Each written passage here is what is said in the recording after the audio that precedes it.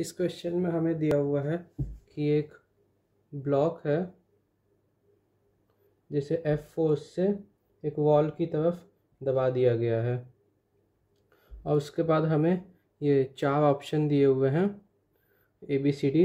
F is equals to mg, मतलब जो frictional force इसके ऊपर लगेगा वो इसके वेट के इक्वल होगा, या फिर F is equals to n, या फिर ये जो आउटसाइड फोर्स है ये नॉर्मल फोर्स के इक्वल होगा।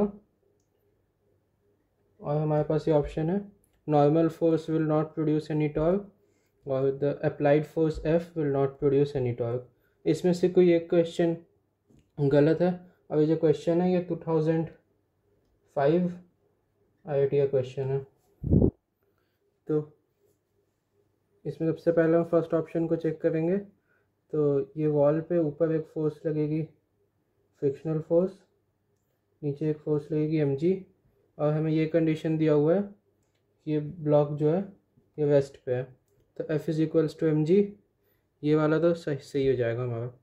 तो F is equals to normal force, applied force हमारी इस डायरेक्शन में है और नॉर्मल इस डायरेक्शन में होगी, तो ये भी हमारी इक्वल हो गई, सेकंड वाला भी सही हो गया।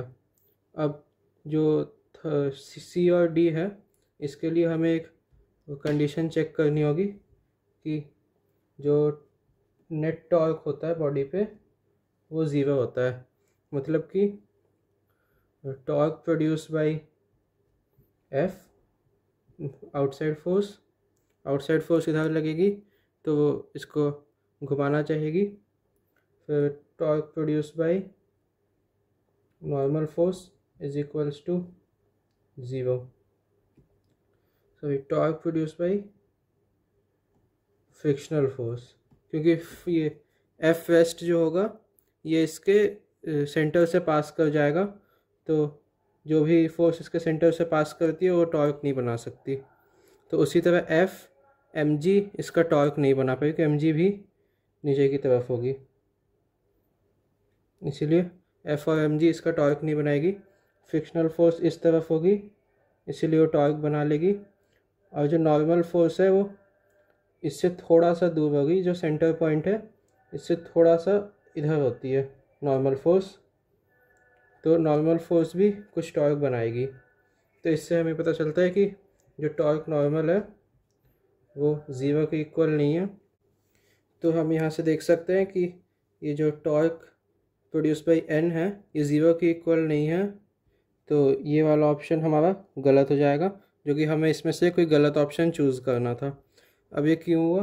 क्योंकि ये अगर कोई बॉडी है इस पर अगर वॉल इस तरफ कोई नॉर्मल फोर्स लगाती है तो वो इस एक्सिस से इधर लगाती है, मतलब कुछ बहुत छोटे से एंगल पे लगाती है, तो उस एंगल के कारण यहाँ पे टॉर्क नहीं बन पाता है, टॉर्क बन जाता है उस एंगल के कारण। देखिए इसका सेंटर है, तो टॉर्क जो होगा वो हल्का सा इस एंगल थीटा पे बनेगा, तो उसके कारण ये जो इसका n साइन थीटा होता है इस डायरेक्शन में, इसका कंपोनेंट जो होता है n साइन थीटा, वो इसका टॉर्क बना देता है। तो जो हमारी फोर्स का नॉर्मल फोर्स का जो साइन कंपोनेंट होगा वो टॉर्क बना देगा, तो हमारा C ऑप्शन सही हो गया।